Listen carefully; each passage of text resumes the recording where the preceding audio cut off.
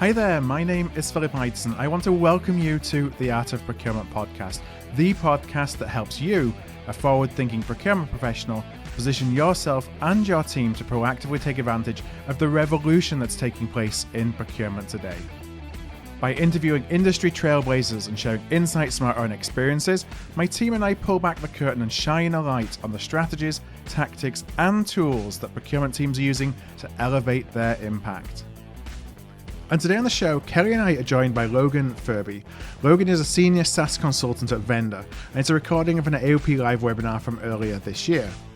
Now, the conversation focused on the elimination of SaaS spend waste.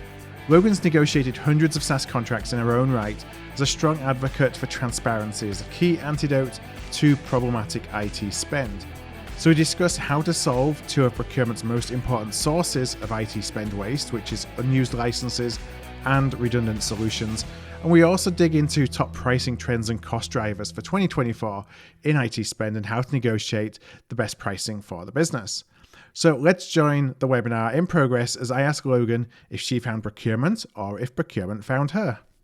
So I would say a bit of both, but I do think procurement found me. I was in SaaS sales before coming over to the more of like the procurement side of things. Yep. And I had an old coworker reach out and say, I think you'd be perfect for this. It's relationship based. You're still dealing in contracts and, growth, but it's a different angle to it. So I made this switch and best change ever in my career.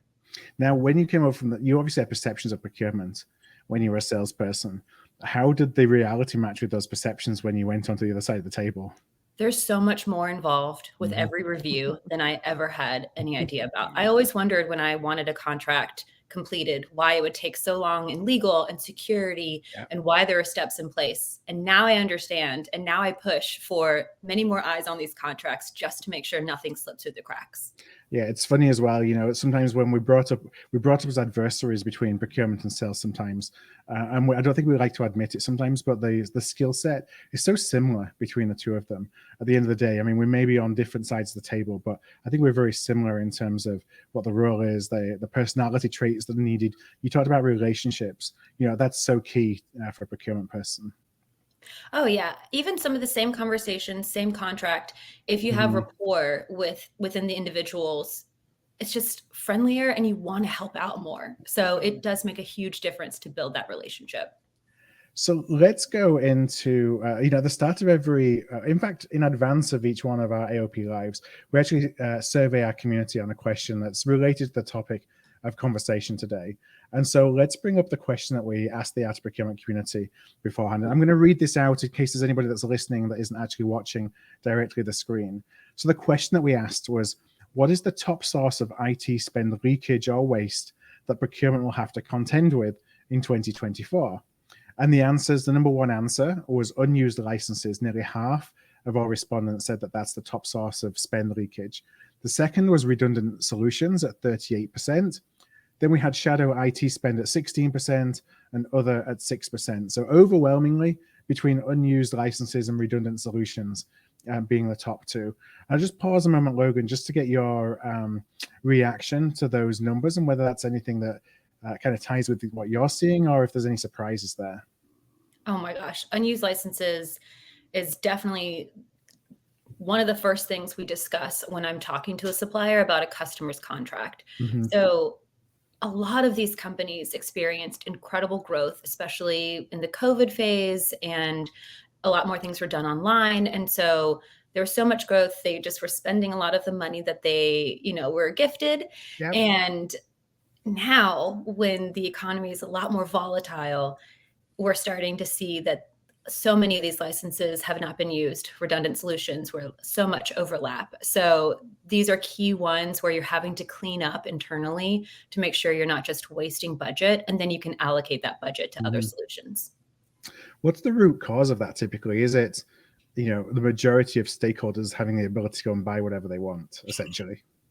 Yeah, there's not always checks and balances. And so people just signing contracts without truly reviewing the language and ensuring that the numbers match up with employee count or user count. And so, yeah, just ensuring that there are some levels of approvals in step so that you can't sign without your CFO signing off, Yeah. or, just somebody else reviewing it for you. Yeah, I think that demand management in software, we don't think about that as much as we do on the goods side of things. Excuse me. And yet, when it comes to software, it's probably the biggest opportunity for most immediate cost reduction.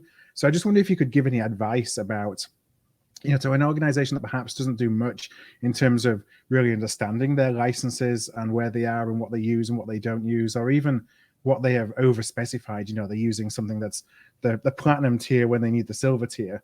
Where do you go about even starting to understand what that might look like and what the opportunity may be? Yeah, and that can seem like an overwhelming process. So my recommendation would be to really think about what you want the next year to look like. Mm-hmm. So what are your top priorities? And then just go off of those top priorities on what solutions you need to support those priorities, and then dig into those contracts and that spend and figure out, okay, what tier do we actually need? How many licenses do we need? Do we need support here? And really digging into those top contracts and just kind of going down the priority list. Mm-hmm. Another way you could do it is your spend. If whatever you're spending the most on, review those 10 contracts and see, how can I remove a line item that's 20,000 right there a year? Or, just making sure everything's as clean as possible so that you're truly supporting your priorities, but you're not spending where it's not used. Mm-hmm. From a data perspective, I think that we're often wary of going to suppliers because we want, by doing so, shows some weakness. Like, we don't have this information ourselves. We're going to you and asking you for the information that we can then go and use against you in a negotiation later. Any tips on where to get the information from and the data from? Or is it okay to go and ask your supplier, can you provide me this breakdown of where all my licenses stand?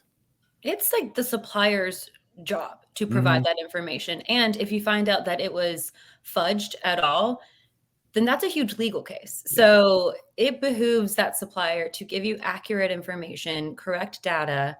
And even if you wanted to CC a couple levels in that company, just to make sure that it's as transparent as possible, I would advise to not just go to your sales rep, but perhaps go to the sales rep and their manager, just to make sure it's as honest as possible and nobody has the opportunity to fudge any of the details. Yeah. Have you seen that then? If it's something to be aware of, I'm guessing that's coming from experience, that you may have seen data that is not wholly accurate.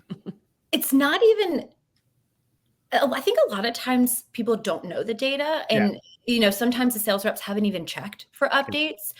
I have seen a lot of terms that they didn't want to honor the auto renewal removal, or they didn't want to, honor, you have 60 days to get out of a contract, or if you don't do this, you can get out. So I've seen more of the term language not be provided, or them not be clear on, but the data, I'm not even sure some suppliers know the data without really digging in. But like I said, it's really their responsibility to provide that information so that it can be as honest of a partnership as possible. Now, we just got a question from Jamie. So I'll pose this to you. Jamie says, if you request the license information from the supplier, are you more likely to run into the risk of an audit? And great question, Jamie. Yeah. That's an interesting one. I like to think of these conversations as it's better for the truth to be out there in the long run. So if you have been using, let's say, 20 licenses and not been charged on them, yes, you can get away with that for another year. But I think that it's better to spend on what you're actually using and take that risk. So I would advise to just request that information. And if there is an audit, then you can work with them. And if you're experiencing great growth, economies of scale discounting, like, you can really pull on that lever to bring pricing down. So I never think it's bad to be really honest with it. Yeah, transparency on both sides. One of the things we wanted to talk about today was pricing, and kind of where we are, what the trends are in 2024. What's driving the increased cost that's associated with so much of the software today? We're seeing lots of cost increases that are being pushed on us. A lot of times it's really difficult to counter against those. You kind of got to take it depending on what the software is, who you are, what the context is. What's behind that? Many things. So obviously, like I mentioned, volatile economy, that never helps with the foundation of the success of any company, but especially in the tech landscape, or I mean, a ton of different industries, there are a lot of companies per sector. So we've seen a lot more competitors out there. So that means retention is going down for a ton of companies. And that is almost fear-based for the increase to go. If you want to keep any of your employees, you are trying to justify increasing the cost of your solutions or what you're bringing to market. So I think it's just a mix of things, but it's like a perfect storm right now. And we're seeing that in obviously the end of 2023 and definitely the start of 2024. Yeah.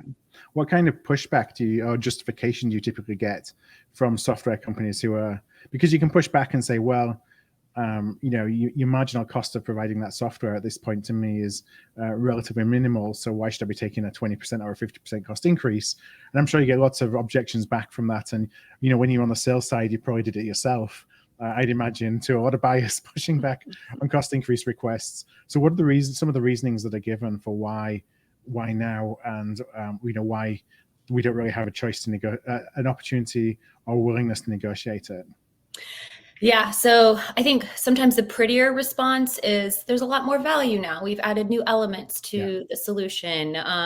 We are growing, so that's trickling down to what you're experiencing. And that's just the cost of surviving. So I don't think you should be, I don't think that should allow your annual spend to go up, but that's definitely one pushback I receive. Standard increase is 10 to 15%. Well, that's not accurate, but you can kind of say anything, and it's starting to become more standard for 10%, but they're starting to really fall on that justification. And that's an opportunity to push back because it's still, I think, more likely to be 5 to 7%, which is still high, but not 10 or more. Let's see, what other pushbacks? Really just a really firm stance. I mean, they have numbers that they want to hit. And so I will say I'm seeing a lot more pushback and consistent. And so these negotiations are taking 3 to 4 rounds, whereas they used to take like 1 to 2. And you're having to bring the CFO in to really say, like, it's either a decrease or we can't continue with you. And, that's heartbreaking, but it's good to get that, like we said, that honest conversation on the table. Do you find that perhaps it's a harder environment for a lot of the tech companies themselves who are providing the software are in high growth mode? The environment around funding and accessibility of, investment and interest rates, do you feel that plays into it as well? There isn't necessarily that free money, let's say, and I use that term very loosely, but there isn't the money to invest in customer growth that there may have been before, which allowed them to be probably a little bit more open on pricing. And now there's a lot more rigidity because, you have to make money. And so kind of gone are the days where you can buy customers quite so much. Oh, absolutely. Yeah. Not only is that an issue, but like a lot of these companies are going through layoffs. So you don't even have that support for your customers. So it's very difficult to not only go out and find new customers or even entice them to come on, but then you can't fully support them. So then that retention is really poor. So yeah, it's a very interesting cycle right now. It's kind of on this topic. I'm looking at some questions that are coming in. A question from, from Christine. As we move to more SaaS solutions, the vendors seem to know how difficult it is for us to change solutions, and they're becoming very aggressive with pricing. How do we defend against this when the software is now entrenched? And so, there's a huge cost to change, and the software provider knows that.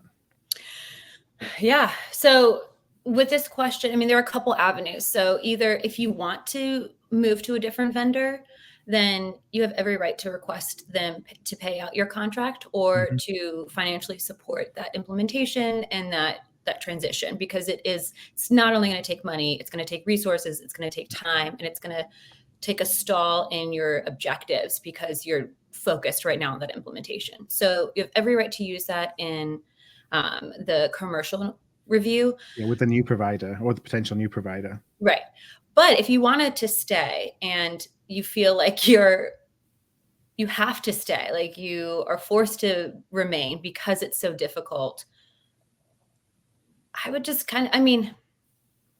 It's difficult, but it's not impossible. And so I do think a lot of financial teams are looking at big picture, and they're thinking we can spend 200,000 with this one group, or we can invest one time to move over, but we're going to save 75,000 every year. And, after a couple of years, that's really going to support us. So I would just lay it out to them in a very logical way of just saying, you can have us for the next year, but we're going to spend these next 12 months reviewing other alternatives. And then we're going to take that time to then leave. And so it's either like be a good partner and one that we can invest in, or you're going to lose us. Yeah. And I guess a big part of it as well is knowing how competitive you really are. So I'm thinking about data, so for example, the work that you do, you get to see across many different clients what their contract looks like for a particular provider. So you've got a really good idea of, well, actually the cost increases that's being requested is actually bringing them up to market, or are you in a situation where you're really overpaying by 25% and they're just trying to see what they can get more? And, knowing that helps inform, okay, this is fair as much as I don't like it, versus I feel like they're taking advantage of us and probably gouging us a little bit on the price. And so therefore, I need to really be looking at what my alternatives are. Oh, absolutely. And that's such a good way to put it. It's, yes, this might be kind of over the budget you set for this, but it is fair pricing for this supplier and for this industry. And so then it's okay to pull budget from other negotiations or projects because you feel confident that you're getting the best pricing. Yeah. I'm going to just add into one more question. We're going to come back to some questions as time allows at the end. And then, Kelly, I'm going to hand over the floor for you for some questions. But let's see. As I look at some of the questions, there's a question here in regard to the pricing topic. And I think this is from Alfonso. I've noticed consolidation in companies that are going private, meaning that they're buying companies and meaning that buying companies are forced to take the price hit or are continuing to invest more in a vendor, as it's gone private equity companies increasing pricing. Is competition really the only countermeasure? So what we talked about there before of creating a competitive market, creating some competitive tension where you may go somewhere else as being the way to mitigate against if companies are taking private and then increasing their prices. Yeah. Do you think competition is always the strongest lever? Because nobody wants to lose a set customer. It just costs so much more money to bring in new business. But you can also loop in, like I said, your finance leader and have them discuss directly and just kind of put all the cards on the table in a very smart way. You can cite growth or reduction in kind of your changed focus items. The internal story is typically the most impactful after competition. So, you have multi-year, you have growth. Those are beautiful ones. Those are very difficult right now for companies to allocate that much budget for 2 years. And so if you do have a really specific story that you can share with them, hopefully that will move the needle. It is challenging when they move more private because, those rules change, but they still want to keep your business. And so you still have power in the relationship. Yeah. They don't want to buy a company and then lose all the clients. Exactly. That looks terrible. Yeah. I do have one other question before sorry to jump in with one more, Kelly. It came in from Ahmed. Ahmed asks, you mentioned that 5 to 7% annual increase is considered fair or at least standard right now. Do you feel there's no need for negotiation, beyond that? So I'm thinking it means if you get that request, do you kind of just take it and move on? Or is there still room for negotiation around those cost increases? There's always room for negotiation, especially if it's a new purchase, fight for 3% written in the contract. Yeah. If it's a renewal, fight for that 5%, not 5 to 7%. So there's always room for negotiation. And if you have some other things to sweeten the deal, then cite those and make all the requests you want. I mean, the worst that they can do is say no, but at least you're making a solid case to really improve this contract and your spend as much as possible. All right. And I can't help myself with a follow-up. I'm just going to go get lunch, right? It's like always pausing and unpausing. Just I'm about to go and bring Kelly in. But what is the average contract length that you see? You talked about putting a 3%, year on year, capping the increase, for example, at 3% year on year. what are you typically seeing? 1 year, 2 year, 3 year deals, longer than that? I'd love to know if there's a standard right now. Single year for sure. We were seeing a lot of 3-year deals in 2021, and now it's single year, unless it's something like Salesforce or Google. Yeah. And that's like 5-year or 3-year. So something you build your entire infrastructure of the business around. Exactly. And you're like, we can't lose this. We just want to like sign and not think about it. Yeah. So that's very rare. If it's a big entity, yes. But for the most part, it's single year contracts. All right. Thank you, Kelly. I promise. Hand it over to you now, even though I see more questions coming in. Well, the good news is that gave me time to think. And before we start talking about business outcomes, there's actually something I want to ask you, Logan, that I feel like is almost like an elephant in the room with this particular category of spend. So when I think about some of the questions that have come in and some of the ones we plan to ask in advance, I'm wondering how it plays into this, that unlike a product or a material or an assembly where we can say, it's blue and it's 5 inches and it weighs this much and it's made of X mixture of materials. Or with services where we specify a skill level and we understand that's going to drive an hourly cost from a wage standpoint plus some kind of a markup. I feel like there's almost a dance going on with IT where there's certainly the perception that suppliers are being creative in terms of how they come back with these increases. But you also mentioned the example, and I'm not calling anybody out, but we know it's happening, where there are 20 licenses being used while 10 are being paid for, and we're worried about sort of losing that advantage. So there's some play going on both sides simply because digital technology is so much less easy to capture than some of the other things procurement buys. Based on your perspective on the sales side and the procurement side, is that part of the dynamic that's playing in here where everybody is sort of glaring at each other across the table? You're trying to get one over on me. What is truly driving your costs? Because it's simply such a different category of product. How does that actually come in here and make some of these dynamics we've talked about so unique? I love this question. Well, it's so unique. And I think especially at the beginning of really technology, like the SaaS world, you really could pull a number out of thin air. But now a lot of companies are speaking with one another. They are understanding what is a normal range for some of these top suppliers. And so you can tell if you are getting really false pricing and they're trying to take advantage of you. And, that's where I come in too, is just to make sure that you're getting fair pricing and that we're fighting for fair pricing.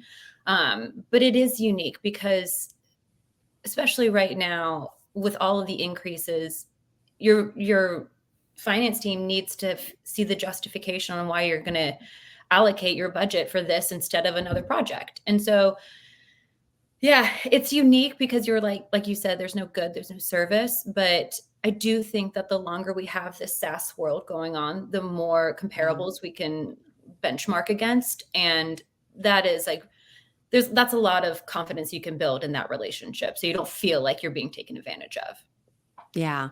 And so when you talk about benchmarking, even if procurement and the business together make the decision not to actually go to a competitive bid situation, should we be looking at external benchmarks that we can find just to give us a sense of how does our current pricing compare, or how does an increase compare to other things that are going on? Should we be sort of looking out generally and trying to do our own external benchmarking exercise before we make the decision about what to do with the contract? Always. I would always take that time to review competitors, the pricing breakdowns, talking to other teams, what are they seeing? And then giving that opportunity to the supplier to understand why their pricing is, what it is. So let's say you see 20,000 as the norm for another competitor and this contract is 50,000. You can bring that to them and say, what are you providing that they're not providing? These are our goals. And you can ask them to justify it while you're talking to this competitor to see if they're able to support your goals. So I'm clearly very big on transparency, but I do think that long-term really supports your team so much more than anything else. And so I would always look at alternatives just to see what that pricing looks like. And maybe you're getting more value, and so it's worth that extra money, but you just want to feel confident with that. Yeah. Now, to that point on transparency, we've sort of thought so far about procurement versus representatives from SaaS providers.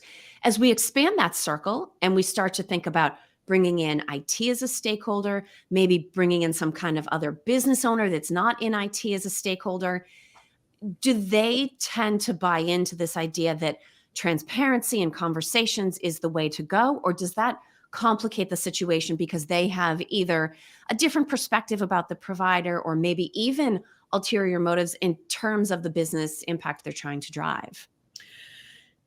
A lot of times it muddies it because there's too many chefs in the kitchen, and so many people who are not in finance don't even know what the budget should look like, how it's going to impact bigger picture projects. So it is difficult to bring in more voices. So I do think it's important to do it in almost like a separate way, so you can really bring those stakeholders in to understand the usage of the solution and like what they need from it. And then you can keep them out of the conversation around commercials, just to make sure that they are not promising yes to something that there is actually not budget for. I've had that happen many times. And then you have to remind the supplier that they don't make the final decision, the CFO does. So it's just better to kind of keep them out of that commercial conversation if possible. Yeah. Now, I appreciated your earlier comment about it being part of a supplier's job to provide data. So it's not a loss of leverage on procurement's part. It doesn't make it look like we don't know what's going on. We're saying simply, give us a report, right? Give us the data that we need to make a decision. But I imagine that's also something of a trust but verify kind of scenario. Of course. Yes. What Definitely. sorts of data should procurement or other parts of the business be tracking internally so that when we get that report, that data back from the supplier, we don't just have to look at it and say, I don't know, like, how do I feel about this? Is it what I expected? Is it what I was thinking I was going to see? What should we be planning ahead of time to have available as an asset to compare that provider report to? Yeah. I mean, I know this would be difficult for some of the bigger companies, but I would highly recommend understanding use case of each solution. And so Yeah. that also ties in with the unused licenses and the duplicative SaaS solutions. So if you can really understand what's being used and by what teams, and have just some spreadsheets going on of like who is actually invested in each solution, then you might not have the specific numbers, but you have a really strong range for each one. And then you can also find some solutions that aren't being used at all or are overlapping. So I think it's worth the time, and it is, time intensive to go through Yeah. all your solutions and speak to your team members and, have a good understanding, but you can delegate, you can have managers handle those specifics. But it is so worthwhile for saving budget, preparing for success, especially right now. That's needed more than ever. And I imagine this is one of those areas where we come back to common data challenges. People tend to focus on what it's easiest to measure. So while you might look at utilization and say, wow, we had 20 licenses and all of those 20 licenses are being used, the next step really is to say, are those 20 licenses driving whatever other specific business impact we brought that piece of technology in-house to do?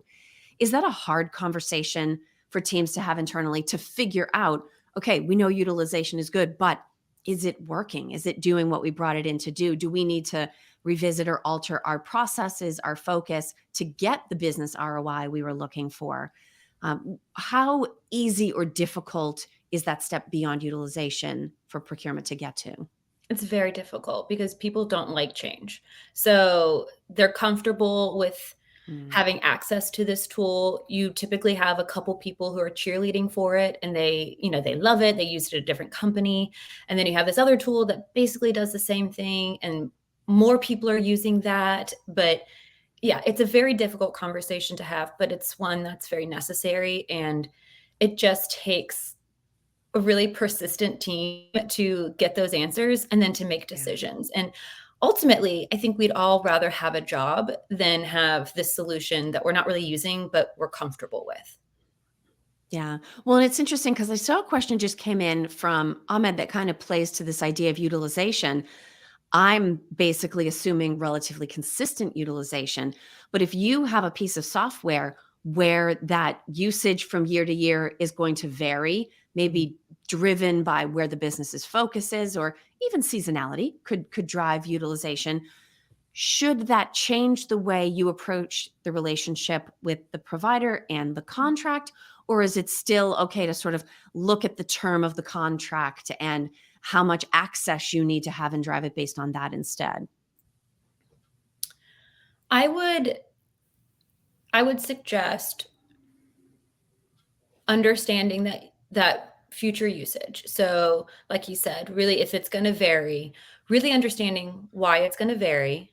And then if it's something where you're going to have 200 users one year and 100 the next year, I would just be as clear as possible with the supplier, or have language in the contract that protects you with unit cost if you're going to drop to 100, knowing that you're going to then go back up to 250 the next year. So I would find a way to include language that protects your unit cost if you're going to go up and down. Or if you wanted to sign a multi-year, have that specified where it's the 200 then 100, so you're not paying for unused licenses if you're going in knowing that. A lot of companies, I don't think, know that beyond the year. So it's not something I really see often, but I have seen it before. And I think it's all comes down to that language that you include in the contract, so that if you get a new sales rep, if something happens with the supplier and there are internal changes, you're still protected even with these changes in numbers. Yeah.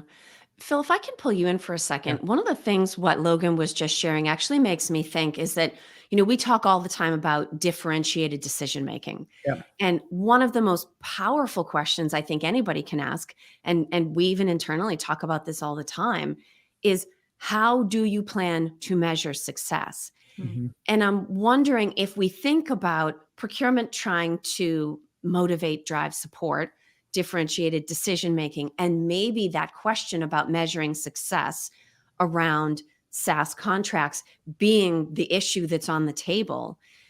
For procurement to have a meaningful conversation with the business around this, is this a situation where we're trying to get them to put into words something they already know? Are we going to be in a situation where we're challenging them to figure out how they're planning on managing a successful ROI associated with the contract?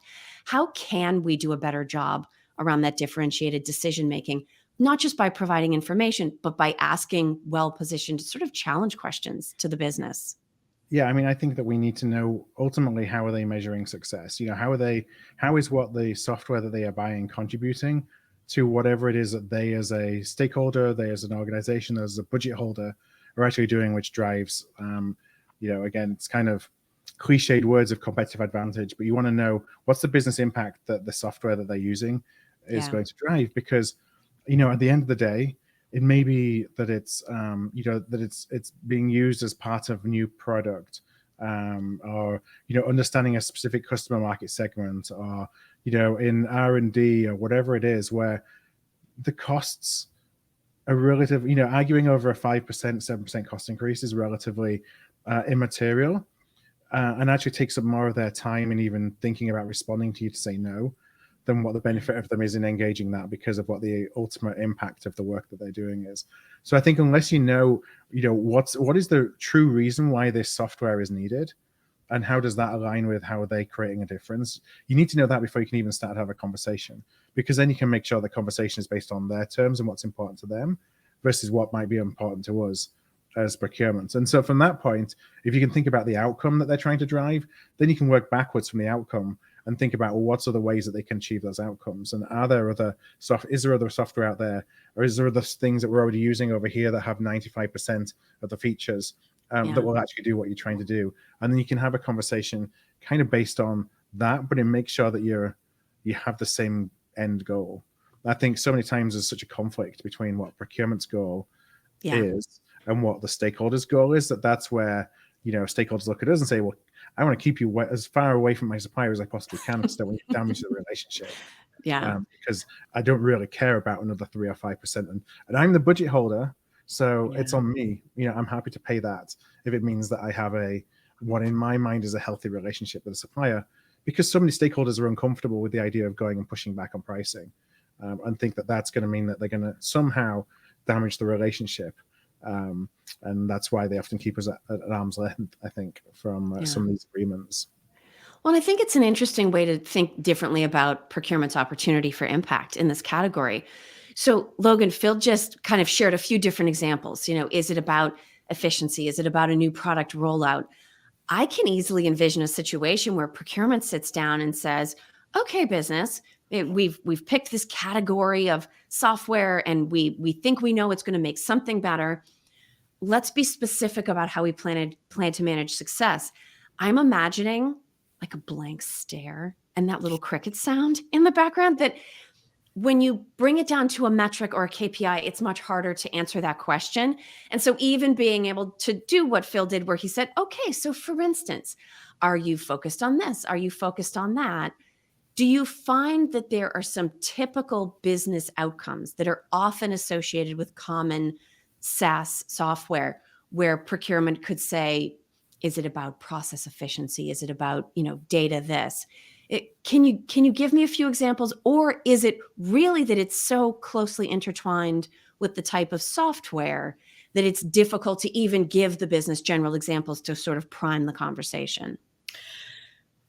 Both. So there are so many different types. So, I would never be able to cite all of them, but as you mentioned, efficiency, the creative, as your teams are building out a new initiative, you need tools that are going to help you organize those thoughts and communicate. Communication in general is enormous, making sure that nothing slips through the cracks. Yeah.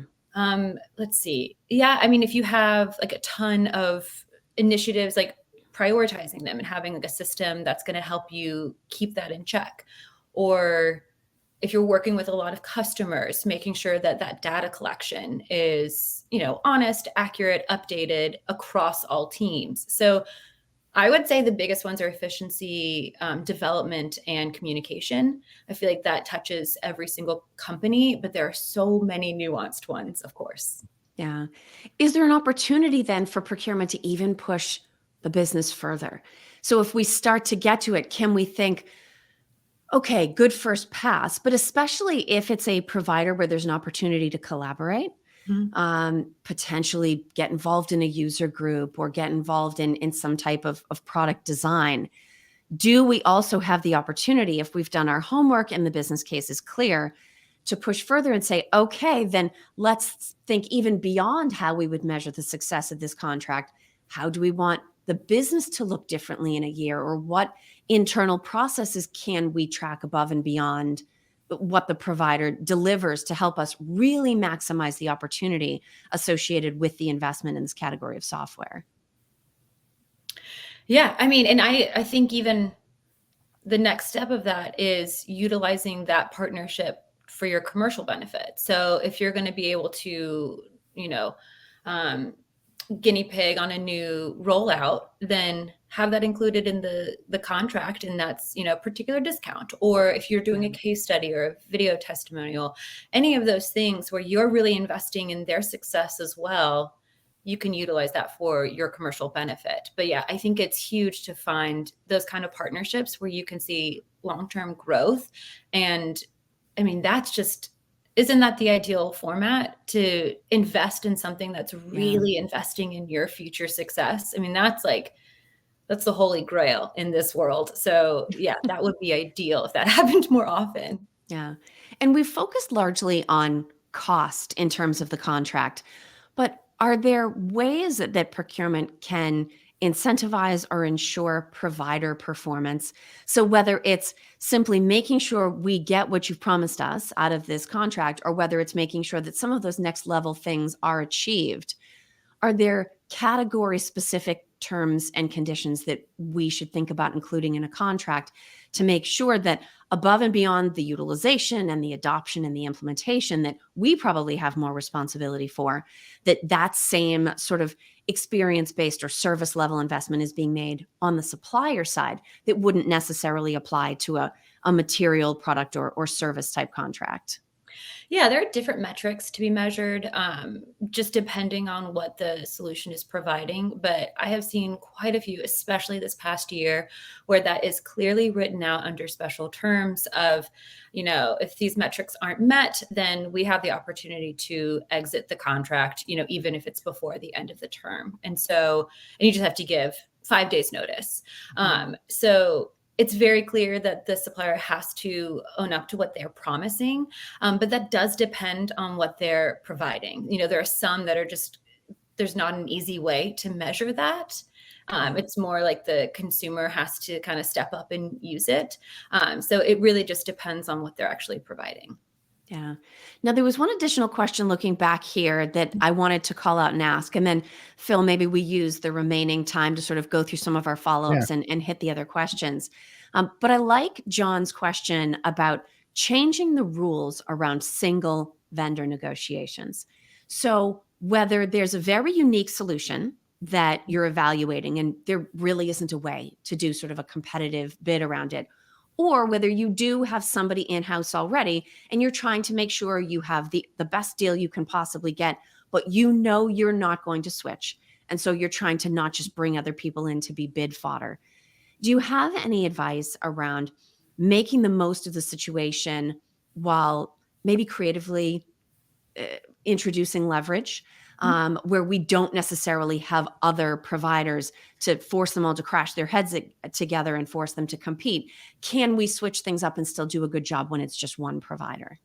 Well, some of the most organic competition is keeping it in-house. So if this is net new, especially, it's a change. And so it's something that hasn't been budgeted for. It's brand new to the organization, and you guys have survived without it thus far. And so you can always utilize internal, systems. So even if it's Excel or if it's, Oh, everybody would love that. We've Right. decided to give up all the software. We're just going to use Excel for everything. That'd be everybody's best day. And that's how it used to be. It's just Yeah. so much more time consuming. And so we have these great tools that really drive success, but some of them aren't necessary. I mean, they're really nice to have, almost a must have, but you can still get away another year with keeping it in-house. So I think that's some really strong and natural leverage you can utilize. I would also just, if they're new to the space, they're going to need, as we just discussed, they're going to need advocates for their solution. So you can negotiate a really good partnership where you're testing out new things for them. You are a voice for their solution. And that can be instead of competition, that can be the leverage utilize. Or just, I think that those are the top ones. I'm trying to think, beyond the typical ones, like what really speaks to a brand new type of product. And I would say case study or being an advocate. And then the alternative is just keeping it in-house with no spend. Yeah. All right, Phil, let me hand back to you then, because you've probably had a better chance to take a look at some of the questions that we've been coming in. I've been reading down all the questions and making some notes on them, and it's great to see so much engagement and posing so many great questions, really. I did actually want to follow up on the question that you asked that John posed about changing the rules in a single vendor negotiation, because I wanted to expand that a little bit to be, how about when it's a new, it's a startup essentially. It's a software company that is perhaps doing something that's innovative. There isn't really a market for it, but you want to bring them. There's been no real price benchmarking from the market to say this is what the value of this is. And on their side, they're probably they don't know either. So they're trying to just get away with whatever they can get away with.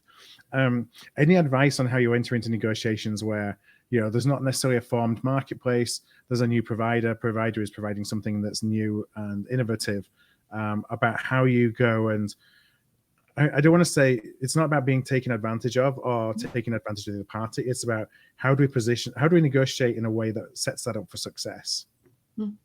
Yeah. And that is a conversation to have often, because there are so many brand new companies just popping out. There's no information on them. They were just developed. And for a new purchase, a new investment, I always suggest anchoring around 40% off. And that's a huge discount. I recognize that. But this is brand new spend for the finance team.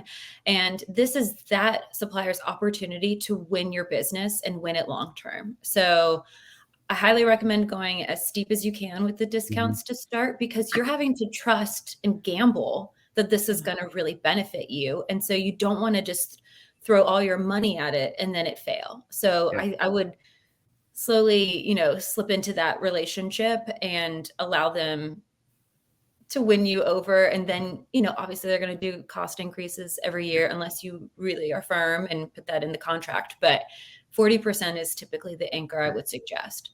And how unusual or usual would it be to, let's say you start at -40 and then you're kind of going up and you're ultimately grandfathering back into market pricing, but it takes 3 years to do so. So maybe 15% year-on-year increases for 3 years to get you back to kind of where market is. And then at that point, you're more kind of along the lines of parity. Do you see that? Or do you see that, once you've kind of negotiated that -40%, that's the new baseline? And so everything is kind of on that -40. And so you may always kind of enjoy that gap between what their market prices are and what you were able to negotiate, because essentially you're one of the first people to take a risk on them as a provider. Oh yeah, that -40 is the benchmark. And there are so many customers who never question pricing and will sign whatever is offered initially. And so they're making their money on those contracts, but you don't want to be that contract. You want to question it. You want to understand why. You want to make sure you are at the floor of what they can allow. So I would always push back. Even if it's a flat renewal, I would push back just to see what you can maneuver from How it. they respond. Yeah. Yeah. And they might say no. They'll probably say no, but that's worth it. Yeah. Ahmed asked a question around support. So if you have to deal with a software support contract, your usage of that support varies from year to year. Is it best to do that to have a support contract, or to have something that's more time and material, where it's kind of pay on use? Or does even everyone offer that, from a maintenance perspective? Not everyone offers that. It's typically a support tier at this point. So it's a blanket number. But if you are going to need a ton of hours, here's what I would suggest. If it's project specific, I would do a statement of work and get those hours allocated so that you have it organized and it's for that project. If it's for the annual experience, I would do a support tier so that you can call on them whenever needed and you have that representative that can support you come what may. So project specific SOW, typically a tier. Okay. And a comment from Stephen, just ask, best advice I've ever received. Just ask and see what you can get sometimes is definitely the way forward. And it won't damage the partnership. No. They are expecting it and they would do the same. They're in sales. So it will not damage your relationship. They probably will respect that you asked. Yeah. We have a question around if there is if going through a VAR, a value-added reseller, can often be the best approach versus more direct channels if it's cheaper. And perhaps that's the case if there's a way that we can measure the reseller's markup and the value that they bring to a deal. Now, do you see purchases sometimes going through a reseller? Oh, all the time. We have, it just depends on the supplier, but we have lots of resellers kind of attached to each one and then some that blanket. But a really good way to utilize competition is other resellers or direct. Sometimes you can cut through and, get some deeper discounts going direct. And then other times there's more value adds with the VAR. So yeah, you just it's the same kind of benchmarking. You just need to look at the total contract. I know they're broken out differently per reseller, but there shouldn't be that much markup. I mean, they're providing value, but it's not that great of value. So they should keep it pretty consistent to direct pricing. And at the end of the day, it's the total cost that matters the most to you, regardless of if they have a markup, but you're still getting a lower total cost, then that's really the most important thing for you as a buyer, I would suggest. Totally. And I have some customers who they'll use a reseller for 10 of the contracts. So there's value in that they just keep it all organized. It's under one umbrella. And so there's a bit of a markup, but they're aware of it. I think if you're aware of what the markup is, you feel a lot more comfortable. Yeah, but if you're not being taken advantage of.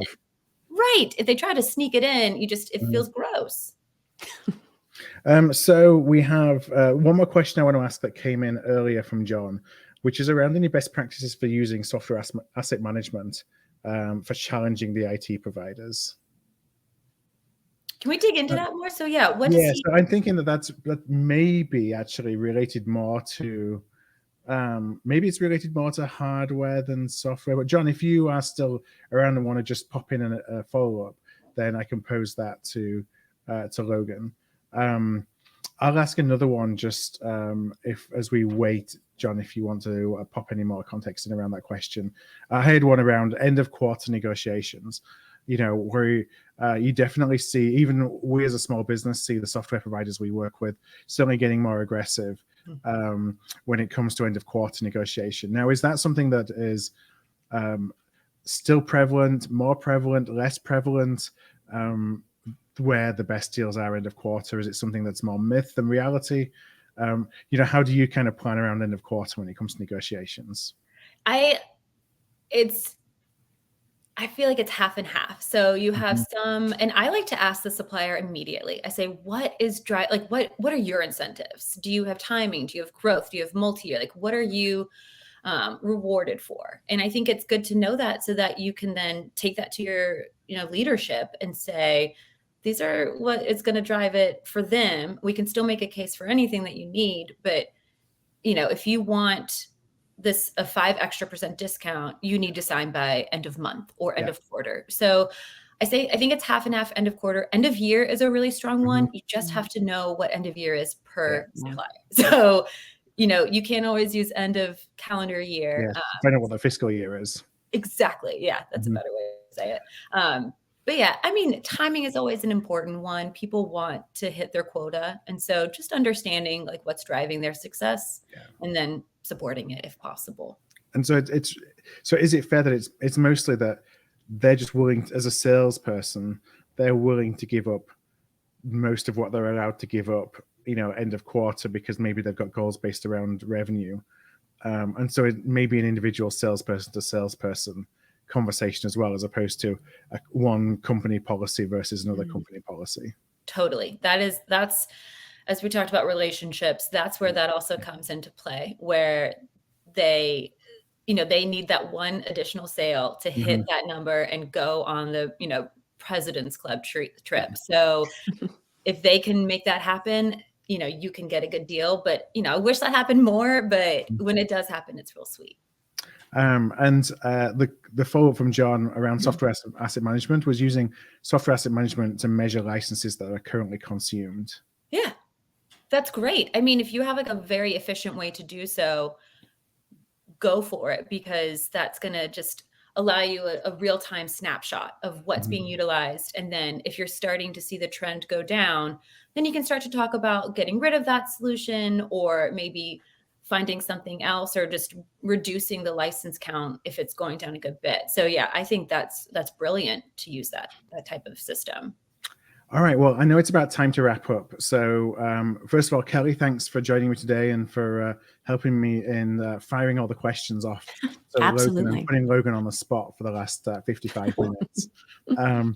Logan, you did a great job. Thank you so much for joining us. Lots of great insights and real-time kind of information that you're seeing from all the negotiations that you're working on right here at the beginning of 2024. So truly appreciate your time and the value of your experience. Oh, thank you guys so much for having me. This was a treat. And it was just, it was great to use the knowledge that I've gained these last couple of years and get to share it. So thank you guys so much. Well, thank you. And just finally to say, the value of some of these sessions is always based upon the level of engagement as well that we get from our community. We had lots of great questions that made Kelly and I's job a lot easier today. So I want to thank you as well for asking the questions, firing them away to Logan, and had a really good session. So with that all said, I just want to thank everybody for joining us, and we will speak to you all again soon.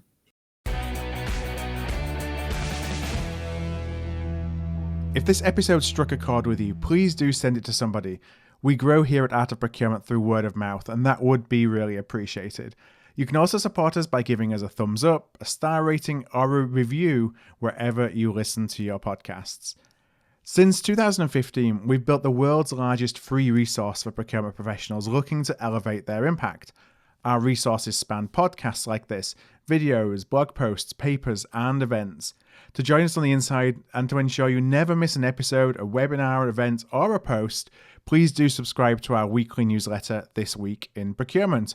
You can do that at artofprocurement.com/subscribe. That's artofprocurement.com/subscribe. Thank you for joining us today, and I look forward to seeing you again soon.